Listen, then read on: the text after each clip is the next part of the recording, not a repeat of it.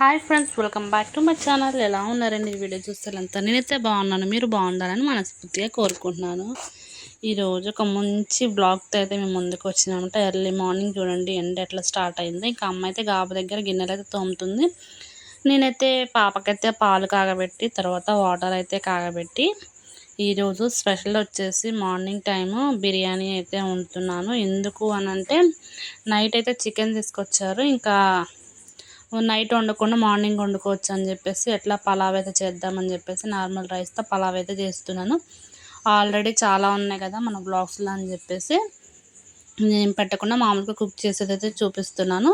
తర్వాత chicken curry అయితే ఒక 1/2 kg తీసుకొచ్చారు. ఇంకా అదే చేస్తున్నాను మార్నింగ్కి అయితే.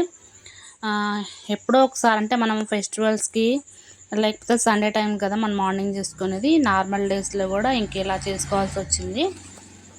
ఎందుకు ఏంది అంటే ఇంకా లాస్ట్ సండే అయితే మేము వండుకోలేదు, కొంచెం ఇబ్బంది వల్ల. అందుకని ఇంక ఈరోజు అయితే పాప ఎలాగో మంచిగా తింటుంది కదా, మార్నింగ్ వండితే పాప కూడా మంచిగా తింటుందని చెప్పేసి ఇంకా వంట అయితే చేశాను అనమాట. రైస్ అయితే ఉడికిపోయింది, ఇంకా కర్రీ అయితే ఆల్మోస్ట్ దగ్గరికి అయితే వచ్చింది. ఇంకా క్యారేజ్ అయితే కట్టేసి ఇంకా అమ్మని మా హస్బెండ్ డ్యూటీకి వెళ్ళిన, అమ్మ అయితే చేనుకి వెళ్ళింది.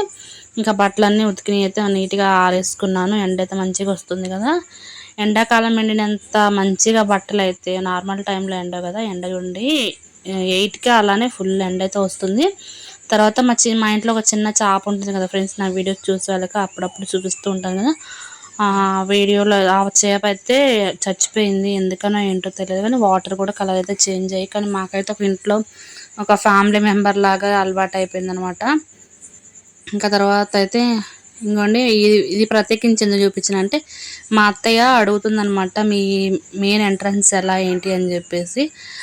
అందుకనే చూపిస్తున్నాను అనమాట. ఇటుపక్క క్లాత్ అయితే కట్టాము కదా ఫ్రెండ్స్, అదైతే మొత్తము వర్షం వల్ల పోయింది. ఇంక ఈవినింగ్ అయితే అయింది, బట్టలంతా మడతేసుకొని ఇంకా పొయ్యి అయితే మంట చేసుకుంటున్నాను అనమాట. అయితే మీకు ఒక టిప్ ఏంటంటే, మనము ఊదురుగొట్టంతో ఊదుతాం కదా పొయ్యిని, అలా కాకుండా ఇసిన గర్రతో ఇలా మనం స్పీడ్గా ఇసిన గర్ర అని కదా సిప్ బ్రేక్ ఉంటుంది కదా మనం అన్నం కుండల మీద వేసుకునేది, ఆ సిప్ బ్రేక్తో ఇలా విసిరినా కానీ పొయ్యి మంటుంది. ఈ టిప్ అనేది మా నాన్న అప్పుడు నాకు చెప్పాడనమాట. నేను పొయ్యి ఊదడానికి ఇబ్బంది పడుతుంటే ఎంతైనా తండ్రి వాళ్ళకి ఆలోచనలు ఓపికలు ఎక్కువగా ఉంటాయి, వాళ్ళకి అన్నీ అర్థమవుతుంది. ఇక్కడ తాతయ్య మనవరాలు ఇద్దరైతే ఆడుకుంటున్నారు.